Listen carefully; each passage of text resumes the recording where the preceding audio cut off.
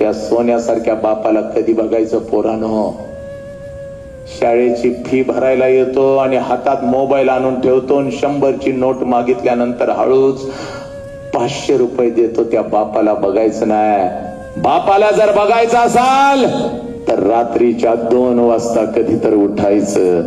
जिथं आपला बाप झोपलाय तिथं जायचं आणि झोपलेल्या बापाला रात्रीच्या अंधारात 2 वाजता बघायचं. पोरानो, त्याच्या अंगावरचं बनियन अंडरवेअर 4 ठिकाणी फाटलेले असते साला, पण आपल्या लेकरांच्या अंगावर नवीन आणि ब्रँडेड कपडा चढवतो त्या देव माणसाचं नाव साला बाप आहे बाप.